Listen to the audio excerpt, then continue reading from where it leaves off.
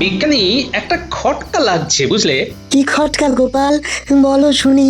নবাব বাহাদুরের আত্মীয় বলে যিনি এসেছেন আমাদের রাজ্যে, তিনি গলাটা বিকৃত করে কেন কথা বলছেন এটাই তো বুঝতে পারছি না। তিনি কি তার পরিচয় লুকোতে চাইছেন? কিন্তু কেন? তুমি নিশ্চিত গোপাল যে উনি গলা বিকৃত করে কথা বলেছেন? 100% নিশ্চিত পণ্ডিত। কাল বিষয়টা রাজসভায় আমি তুলবো, দেখো না, কালকে সব পরিষ্কার হয়ে যাবে। অগত্যা, চলো আমরা যে যার ঘরে যাই, কাল সকালের জন্য অপেক্ষা করি। মোটেই সহজ নয়। একদম সত্যি কথা। আমাকে অপমান মানে গোটা কৃষ্ণনগরের প্রতিটা বর্ণশ্রেষ্ঠ মানুষের অপমান। মহারাজ যে ওর মধ্যে কি দেখেছে সেটা তো ভেবেই পাই না। বুদ্ধি বুদ্ধি, গোপালের অসম্ভব বুদ্ধি। ওই বুদ্ধির জন্যই গোপাল মহারাজের খুব প্রিয়। দেখো সেনাপতি, বুদ্ধির কথাই যদি বলো তাহলে সেই বুদ্ধি কিন্তু আমাদের মাথাতেও আছে, কিন্তু মহারাজ তো আমাদের পাত্তাই দেননি। কখনো কি আমাদের কাছে কোনো পরামর্শ চেয়েছেন?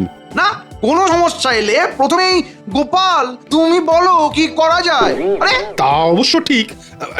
তা আপনি কি কিছু ভেবেছেন? না, মাথায় কিচ্ছু আসছে না। কি করা যায় সবাই মিলে একটু ভাবো, বুঝলে, একটু ভাবো। শুধু এই কথাটা বলার জন্য আমি রাতে তোমাদের ডেকেছি। এমন কিছু একটা ভাবতে হবে যাতে মহারাজের কাছে গোপাল ছোট হয়, বুঝা গেছে?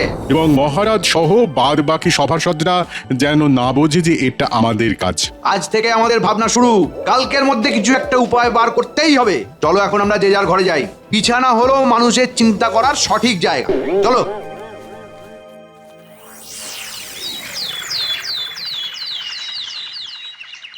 বুঝলে উজির, অনেকদিন হলো কৃষ্ণচন্দ্রের সাথে আমাদের কথাবার্তা হয়নি। কৃষ্ণচন্দ্রের সাথে একটু মশকরা করতে ইচ্ছে করছে। মশকরা করবেন? তা আপনার হঠাৎ করে মশকরা করার কথা কেন মনে হলো জাহাপানা? ওই গোপালের কথা মনে পড়লো। আসলে গোপালের মতন একজনকে আমি যদি আমার দরবারে পেতাম তাহলে কি ভীষণ ভালো হতো। এটা আপনি যথার্থই বলেছেন জাহাপানা, কিন্তু কিছুর বিনিময়েই গোপালকে আমাদের এখানে আনা যাবে না। হ্যাঁ উজির, গোপালের এই রাজভক্তি, নিজের মাতৃভূমির জন্যই এই দরদ, এটা আমার ভীষণ ভালো লাগে। ও শত প্রলোভনেও কৃষ্ণনগর ছেড়ে ওর মহারাজকে ছেড়ে আসবে না। আপনার মনের ইচ্ছেটা আমাকে জানান, আমি যথাসাধ্য চেষ্টা করব। তুমি একটা কাজ করো, তুমি ছদ্মবেশ ধরে কৃষ্ণনগরে চলে যাও। এমন কিছু একটা বুদ্ধি বার করো যাতে বেশ মজা পাওয়া যায়, কেমন?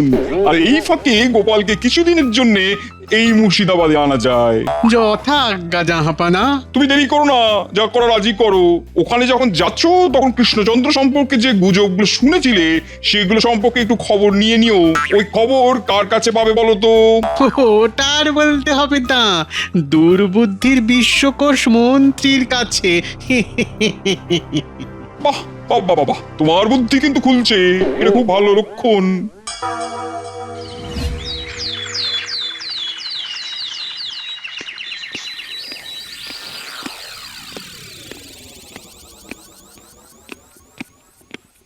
মহারাজের জয় হোক।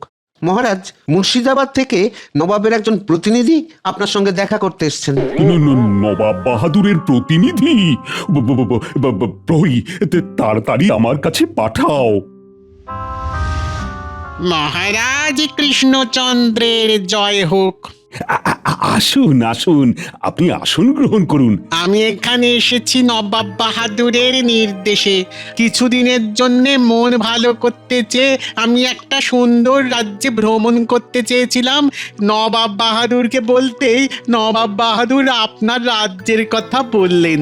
নবাব বাহাদুরকে আমার ধন্যবাদ জানাবেন। আপনি এখানে যতদিন খুশি থাকুন। আমাদের কৃষ্ণনগরের মিষ্টি খান, সরভাজা, মোহনভোগ খেলে আপনি বুঝতে পারবেন আমাদের এখানকার মিষ্টির কেন এত নাম। মহারাজ, ইনি কি সেই বিখ্যাত গোপাল ভাঁড়? রতনে ঠিক রতন চিনে নিয়েছেন। হ্যাঁ, এই আমার রাজসভার একটি রত্ন, গোপাল ভাঁড়। হ্যাঁ, শুরু হয়ে গেল গোপালের গুণকীর্তন। ওহ, সত্যি আর পারা যাচ্ছে না। না না না না না না, এবার কিছু একটা করে গোপালকে লেজে গোবরে করতেই হবে। উনি হলেন একজন গুণী মানুষ, বিজ্ঞান সাধক। প্রণাম আপনাকে। আর ইনি হলেন আমার আর এক রত্ন, সভা কবি। আমি বলি সভার কবি। প্রণাম জানাই আমি সভা কবি। মহারাজের সভার মধ্যে কলমে আঁকি ছবি। কোনো গুণ নেই আমার, আমি যে বেগুন, তাই আমার সব গেছে, কপালে আমার আগুন। ধন্য ধন্য আপনি, ধন্য আপনার কবিতা। আমার এখানে আসা সার্থক। এবার আমার কিছু দেবার পালা।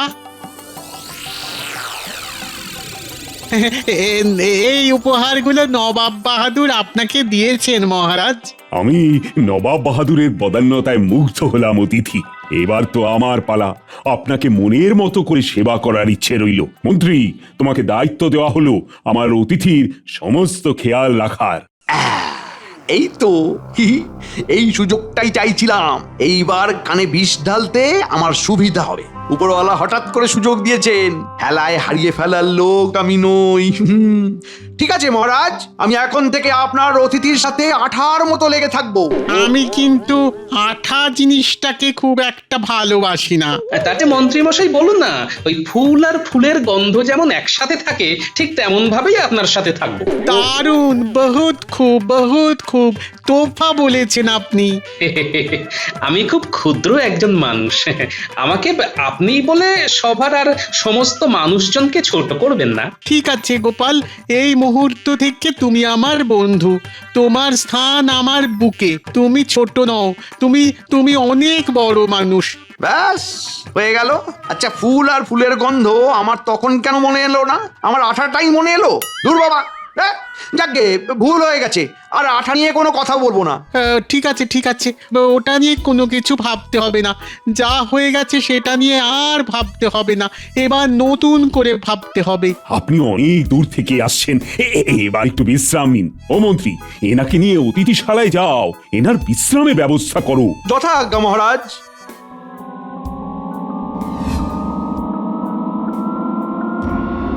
এইবার এই নবাব বাহাদুরের অতিথিকে মহারাজের নামে একটু কান ভারী করতে হবে।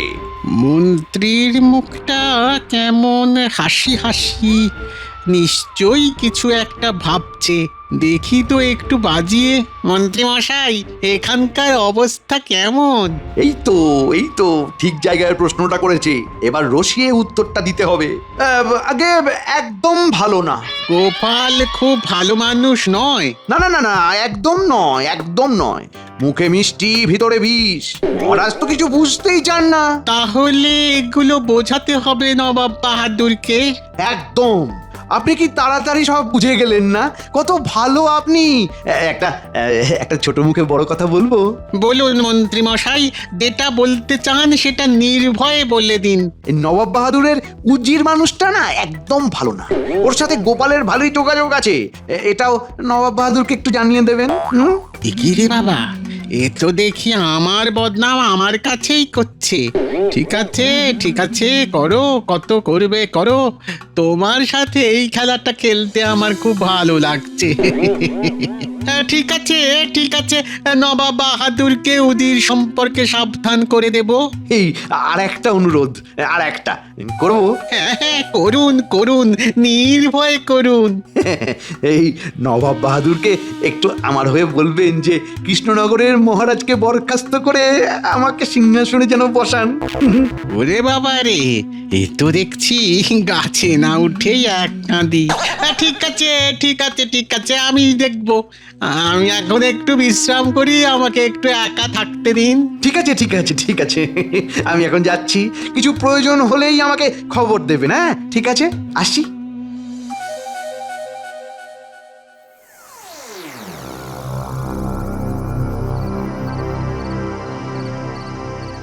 বিজ্ঞানী, একটা খটকা লাগছে বুঝলে। কি খটকা গোপাল, বলো শুনি। নবাব বাহাদুরের আত্মীয় বলে যিনি এসেছেন আমাদের রাজ্যে, তিনি গলাটা বিকৃত করে কেন কথা বলছেন এটাই তো বুঝতে পারছি না। তিনি কি তার পরিচয় লুকোতে চাইছেন? কিন্তু কেন? তুমি নিশ্চিত গোপাল যে উনি গলা বিকৃত করে কথা বলেছেন? 100% নিশ্চিত পণ্ডিত। কাল বিষয়টা রাজসভায় আমি তুলবো, দেখো না, কালকেই সব পরিষ্কার হয়ে যাবে। অগত্যা, চলো আমরা যে যার ঘরে যাই, কাল সকালের জন্য অপেক্ষা করি।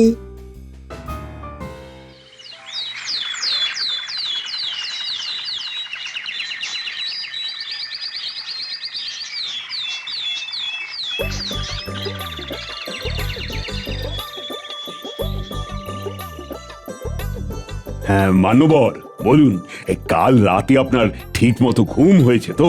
হ্যাঁ মহারাজ, খুব ভালো ঘুম হয়েছে, সকালে পাখির ডাকে ঘুম ভাঙলো। আমি খুব ভালোভাবে নজর রেখেছিলাম মহারাজ, ওনার কোনো অসুবিধা হতে দিইনি। বাহ বাহ, এই তো মন্ত্রী ভালো কাজ করেছে। তাহলে মন্ত্রীর বেতন কিছু বাড়িয়ে দেওয়া যেতে পারে, কি বলো গোপাল? হ্যাঁ মহারাজ, ভালো কাজ করলে তার তো একটা উপহার আছেই। আপনি মন্ত্রী মশাইয়ের বেতন বাড়িয়ে দিন মহারাজ। দেখো মন্ত্রী, গোপাল কিন্তু তোমার বেতন বাড়ানোর পক্ষে, এইদিকে তুমি হলে কিন্তু বলতে ঠিক উল্টোটা। এই রে, সত্যি করে বেরিয়ে না এলেই ভালো। না মহারাজ, আপনি আমাকে গোপালের বিরুদ্ধে যেমন ভাববেন না, আমি যুক্তিবাদী, রাজকোষাগার দেখে বিচার করি। আপনি তো আবেগতাড়িত হয়ে বলেই খালাস, আমার কিন্তু সব দিক দেখতে হয়। মহারাজ, আপনার কথা শেষ হলে আমি মহামান্য অতিথিকে কয়েকটা প্রশ্ন করতে পারি। স্বচ্ছন্দে গোপাল, আমি তোমার সব প্রশ্নের উত্তর দেব, কিন্তু তার আগে আমার একটা চাওয়া আছে মহারাজের কাছে, সেইটা চেনি, তারপর না হয় তোমার সব প্রশ্নের উত্তর দেব। তুমি রাজি তো গোপাল? অবশ্যই মান্যবর। আপনি আপনার চাওয়াটা আমাকে বলতে পারেন, আমি সাধ্যমতো চেষ্টা করব আপনার চাওয়াকে পাওয়াতে পরিণত করতে। মহারাজ, আমি কাল মুর্শিদাবাদ ফিরে যাব। আপনার এখানে দিনটা ভালোই কাটালাম, আপনার আতিথেয়তায় আমি মুগ্ধ। আমি সব কিছু নবাব বাহাদুরকে গিয়ে জানাবো। কি রে বাবা, আমি কাল এত কথা বললাম, কই ওই কথাগুলো নিয়ে কোনো আলোচনা তো করলো না? ওটা কি মুর্শিদাবাদে ফিরে গিয়েই করবে নাকি? মহারাজ, আমি আপনার আতিথেয়তায় মুগ্ধ। আপনার কাছে একটা জিনিস চাই মহারাজ। নিশ্চয়ই, আপনি বলুন মানবর, আপনার কি দরকার? আপনাকে অদেও আমার কিছুই নেই। মহারাজ, আমি এমন একটা জিনিস আপনার কাছে চাইছি, সেটা কিন্তু খুব মূল্যবান নয়, অথচ অমূল্য। কাল থেকে পুরো ব্যাপারটাই কিরকম হিয়ালির মধ্যে দিয়ে চলেছে, আবার হিয়ালি। মূল্যবান নয় অথচ অমূল্য, সেটা কি?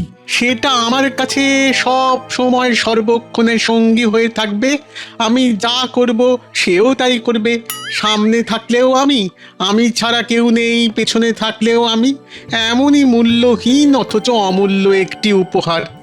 মূল্যবান অথচ অমূল্য উপহার? ও মন্ত্রী, কি উপহারের কথা বলছেন মান্যবর, আন্দাজ করতে পারছো? ধরি ধরি করছি, কিন্তু ঠিক ধরতে পারছি না।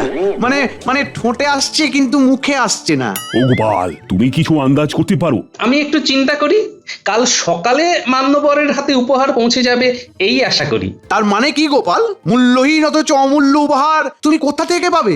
চিন্তা করি, কিছু তো একটা উপায় হবেই। আমিও তাই আশা করি গোপাল। একটি রাত আর কিছু মুহূর্ত সময় আপনাদের দিলাম মহারাজ। কাল সকালে মুর্শিদাবাদ যাবার আগে উপহার পেলেই আমি খুশি। আজ তবে এইটুকুই থাক, আমি একটু বিশ্রাম নিতে চাই। হ্যাঁ, নিশ্চয়ই নিশ্চয়ই, আপনি আপনার কক্ষে গিয়ে বিশ্রাম করুন। এ কি গেরো, কেউ কি আন্দাজ করতে পারছো? ও মন্ত্রী, তুমি তো আমার মন্ত্রণাদাতা, দেখি দেখি তুমি বলতে পারো কিনা। আমি ভেবে ফেলেছি মহারাজ, মূল্যহীন অথচ অমূল্য, আবার সমস্ত সময় কাছে থাকবে। কি হতে পারে? আরে কি মুশকিল, তুমি আমাকে প্রশ্ন করছো কেন? আমি তো তোমাকে জিজ্ঞাসা করলাম। খুব সহজ সরল একটা উপহার চেয়েছেন আপনার অতিথি। কি উপহার সেইটাই তো জানতে চাইছি। এই যে গোপাল, আরে তোমার তো খুব বুদ্ধি, বলো দেখি কি হতে পারে? মন্ত্রী মশাই, আপনি যখন ভেবেই ফেলেছেন তখন আপনি বলুন, আমরা শুনি। মহারাজ, নিতান্তই তুচ্ছ এবং একটি ক্ষুদ্র দ্রব্য, বলুন তো কি? আরে কে রে, তখন থেকে আমাকেই প্রশ্ন করে যাচ্ছে। হেয়ালি না করে ঠিকঠাক উত্তর দাও। ছাতা। ছাতা। ছাতা? শুধু একটা ছাতা? হ্যাঁ মহারাজ, শুধু একটা ছাতা। আপনার মহামান্য অতিথি কি বলেছেন একটু স্মরণ করুন। বলেছেন এমন একটি মূল্যহীন অথচ অমূল্য উপহার আমাকে দেবেন, যা সামনে থাকলেও আমার, পেছনে থাকলেও আমার সর্বক্ষণের সঙ্গী। হয়ে গেল, উনার কথার মধ্যেই তো উত্তর লুকিয়ে আছে। হ্যাঁ, ঠিক বলেছ। তোমার বেতন আমি বাড়িয়ে দেব গোপাল, এটাতে কিন্তু তুমি হেরে গেলে, আর আমার মন্ত্রী কিন্তু তোমাকে হারিয়ে দিল। এই হারে অনেক সুখ আছে মহারাজ। মন্ত্রী মশাই, আপনি অসাধারণ। আপনি 100-তে 100 পেয়েছেন। তাহলে মহারাজ, মন্ত্রী মশাই একটা ভালো দেখে ছাতা কিনে নিয়ে আসুক। হ্যাঁ মন্ত্রী, তুমি খাজাঞ্চির কাছ থেকে যত মোহর লাগে নিয়ে তুমি ছাতা আনতে চলে যাও। যথাজ্ঞা মহারাজ। আজকের মতো সভা এখানেই শেষ হলো।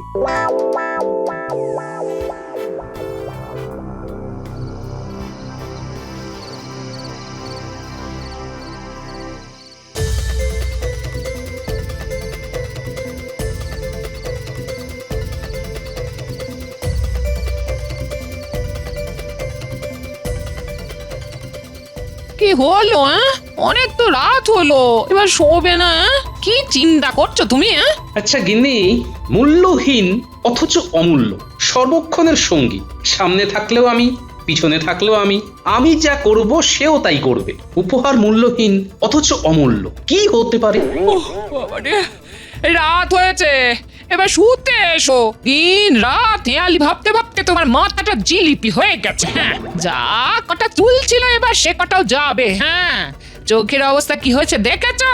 একবার আয়নার দিকে রাত সবাই যাওয়ার আগে দেখে নেবে। হ্যাঁ, আরে আরে আরে আরে, কি বললে গিন্নি, আবার বলো। বলছি আয়নার দিকে একবার তাকিয়ে দেখো চোখের অবস্থাগুলো কি হয়েছে।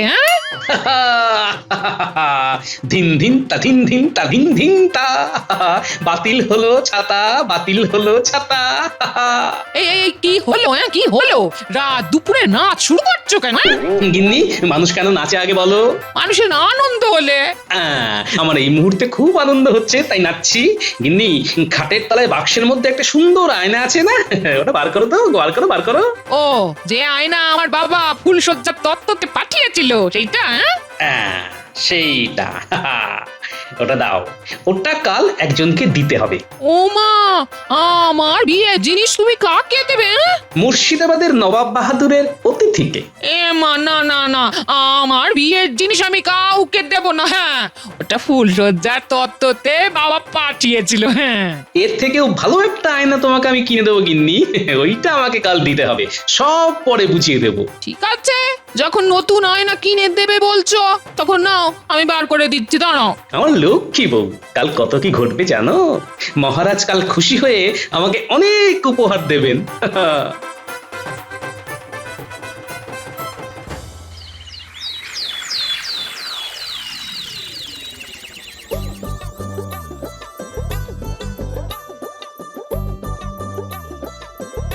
মহারাজ, যাবার আগে উপহারটা যদি পেতাম তাহলে খুব ভালো হতো। আপনার উপহার প্রস্তুত মান্যবর। মন্ত্রী কাল আপনার হেঁয়ালির পূর্ণ অর্থ আমাকে বুঝিয়েছে। তাই নাকি? আপনার মন্ত্রী আমার হেঁয়ালি বুঝতে পেরেছে? খুব কঠিন আপনার হেয়ালি মান্যবর, কিন্তু আমি তো মন্ত্রী। আমার মন্ত্রী মাঝে মধ্যে একটু ভুলচুক করে ফেলে বটে, কিন্তু ঘটে বুদ্ধিটা আছে। গোপাল কোথায় গেল? আমার মনে হচ্ছে মন্ত্রী বলছেন যেটা ভাবছেন না সেটা। আজ দেখো গোপাল দেরি করছে। আমি গোপালের জন্য অপেক্ষা করব মহারাজ, গোপালকে না দেখে আমি যাব না।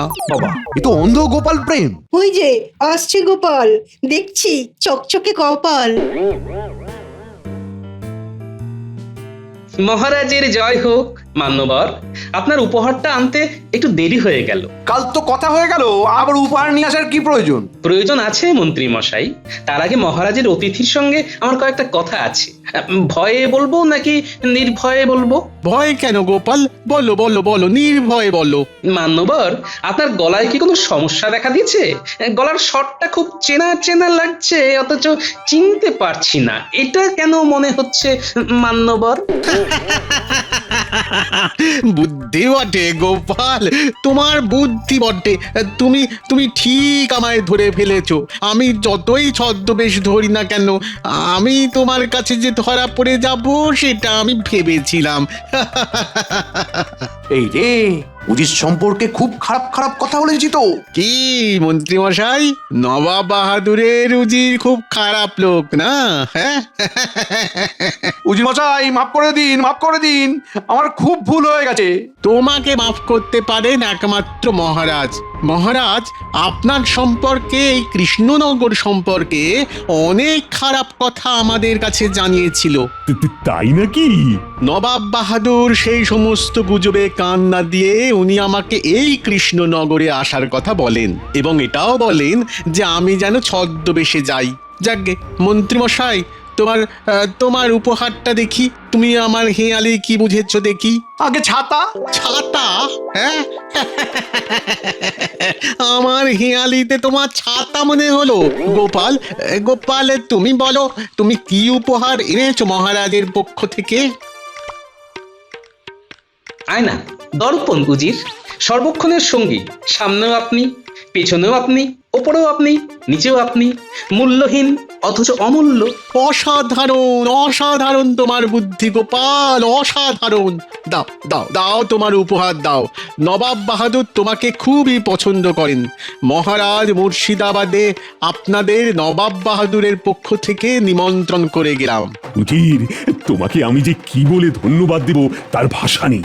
তুমি মন্ত্রী ষড়যন্ত্র আমার কাছে বলে আমার এক ভীষণ উপকার করেছো। আমি এর সঠিক বিচার করব। আমি তাহলে এবার আসি, মুর্শিদাবাদে দেখা হবে। বিদায়। গোপাল, তোমার কাছে আমার ঋণের শেষ নেই। তুমি আবারও আমার সম্মান রাখলে। মহারাজ, আমি কৃষ্ণনগরের মান রাখতে পেরে নিজেকে ধন্য মনে করছি। নাও প্রহরী, নাও মন্ত্রী মশাইকে কারাগারে নিক্ষেপ করো। ক্ষমা ক্ষমা ক্ষমা ক্ষমা ক্ষমা করে দিন মহারাজ, মহারাজ মহারাজ মহারাজ, আমাকে ক্ষমা করে দিন। আমার খুব ভুল হয়ে গেছে মহারাজ, মহারাজ আমার খুব ভুল হয়ে গেছে, আমাকে ক্ষমা করে দিন মহারাজ, আমাকে ক্ষমা করে দিন। আমরা সবাই মিলে গোপালের নামে জয়ধ্বনি দিই। জয় গোপালের জয়। জয় গোপালের জয়, জয় গোপালের জয়, জয় গোপালের জয়।